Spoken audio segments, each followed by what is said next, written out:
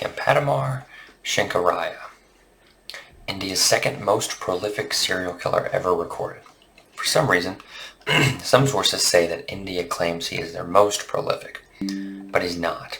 That crap of the Lifetime Award goes to Thug Burham, a cuckoo clock who was the leader of a cult in the late 18th century and early 19th. He was likely involved in over 900 murders between 1790 and 1840. Yikes. May have to make a video about him sometime. What a thug. Anyway, Kampatimar has been dubbed the Kampatimar Killer, or some say Kampatimar Killer.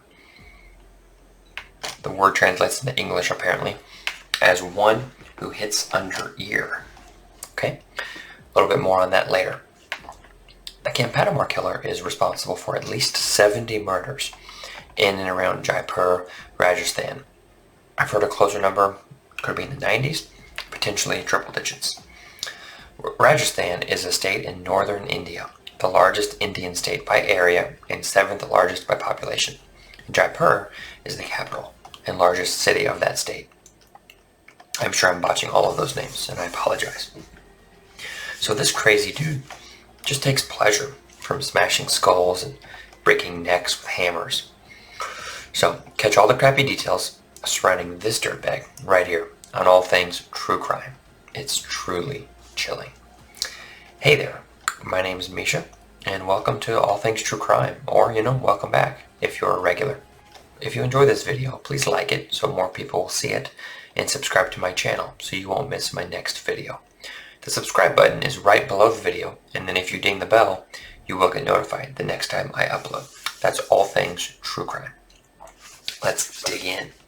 So as I mentioned earlier, his serial killer moniker, the Kampatimar Killer, translates into something like one who hits under ear.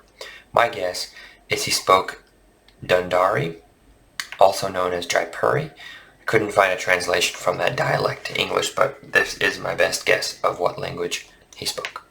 So the story of Kampatimar starts in Jaipur, Rajasthan in about 1952. That date is a bit shaky though, but that is the generally accepted birth year and city-state. We know literally nothing about his childhood. It is my understanding India refuses to release any information that hasn't already been released, which isn't much. So if we fast forward to 1977, when Kampatimar is 25 or 26, depending on the time of year he was born. We don't know the month. It's 1977 in Jaipur. A woman is rushing home from the market. She has been running late all day and has never been able to get caught up with all of her work. The sun is setting as she makes her way home. She can see her home in the distance. It's just a little farther down the stone path. There's a group of people chatting in the street ahead, so she takes a sharp right and heads down a side road. It is here where he is lying in wait. She catches his eye. She is so focused on other things, not at all worried about her safety. This makes him smile. He is barely able to contain the excitement welling up inside. He tightens his grip on his hammer with his right hand and positions his left to toss the blanket that's covering him aside. He knows he must strike fast, but not too soon, or she will startle and run. He doesn't want to chase. He prefers his victims easy. It's more pleasurable that way. He counts down from 5 in his head as she is so close, almost within striking reach. 5, 4, 3, 2. It's time. He throws the blanket off him as he stands. She jumps back, startled by his sudden movement, but unfazed. She proceeds past him cautiously. He waits until she's just past him to strike. He raises his hammer and brings it down on her head just behind her ear with such force he hears a crunch and she drops. Her neck is broken. He closes his eyes, takes a deep breath, and grins. He looks both directions to make sure no one saw him hit her. Then he strikes her once more, just to be sure she's dead. With that, he hides the hammer in his pant leg and heads home. The Kampatimar Killer does something like this over 70 times before he is caught. His MO is murdering after dark, typically people roaming late at night. He sits wearing a blanket and waits for people in a hurry. My guess is because we're in a hurry, we tend to be more distracted, right? focused on something else and less concerned about the present. He always uses a hammer and always strikes behind the ear near what is called the eustachian tube. The eustachian tube is a small passageway that connects the throat to the middle ear. This tube is engaged when we sneeze, yawn, and swallow. Basically, it keeps air pressure from building up inside the ear. Not sure why he chooses this area and not just like, the center of the back of the head, like center mass of the head. Kind of a weird spot to pick. Like, how did Mr. Crazykins Kampatimar decide on that, Like, who even knows about that? Well, how am I going to do this? I think I'll use a hammer and make sure I hit them near the eustachian tube every time. What? No idea. Maybe my guess is it was accidental, or else he had poor range of motion in his shoulder due to an accident or impairment, and that was the highest he could reach. From my understanding, it's not a weak point on the skull or anything, so who knows? Maybe he was going for the neck and was a terrible aim, Several victims did have broken necks, which perhaps means he missed the tube or maybe strong enough impact to that area damages the spine. We really don't know. So Mr. Crazy Pants murdered all these folks between 1977 and 1978. He was one busy dude. I was going to say something I can't say here. Some sources say 1973 to 1974, but it seems like India's official sources say 77 to 78. We don't know exactly how it all went down, but if there's one consistency we can find, a common thread, right? There's way more than one, but it's that these guys always screw up. They make a mistake and it costs them. So my guess is the victim got away, or there was a witness. The victim reported him, the witness reported him, something happened. That's very commonly how they are eventually brought down. Smacked down, dirtbag.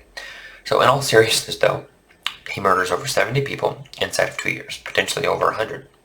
Good grief, right? What the heck's his problem? And probably the most disturbing part of all is his own statement, quote, "I have committed murders unnecessarily. No one should be like me." Well, okay, all murders are unnecessary, so here in that case. So his trial occurs very quickly, and he is convicted in early 1979, sentenced to hanging. I approve. Stamp of approval. For what that's worth. It's not worth anything. So he deserves it, right? Or worse, but I'll take it. He supposedly comes to his senses in prison and repents, because, they all find Jesus in jail.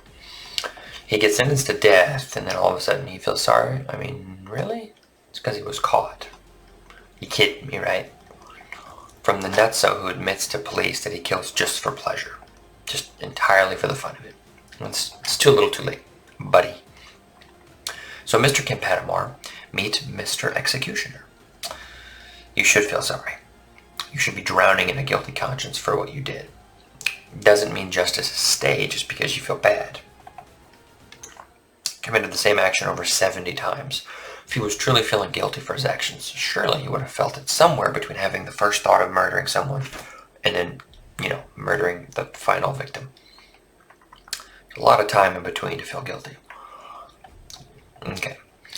A lot of heinous actions that he was committing that should have led to a guilty conscience and repenting long before he was rotting away in a jail cell. So, get out of here with that crap, dummy. Kampatimar is hanged on May 16, 1979 in Jaipur at the age of 27. Good riddance. What a crazy dude. P.S. Pay attention to anyone walking around with a hammer. If you enjoyed this video, please consider liking it and subscribing to this channel. Next week, we're going to learn all about Alexander Piklishkin, known as the chessboard killer, and the Bitsa Park maniac. I don't know what's with Russia turning out these maniacs. So this clown was convicted of 49 murders, but confessed to 60. I'll leave you with a chilling quote from this quack, and let me tell you, he does have plenty to say. We're going to dive headfirst into it all next time. Okay, his quote. In all cases, I killed for only one reason. I killed in order to live, because when you kill, you want to live. End quote. Until next time, stay safe.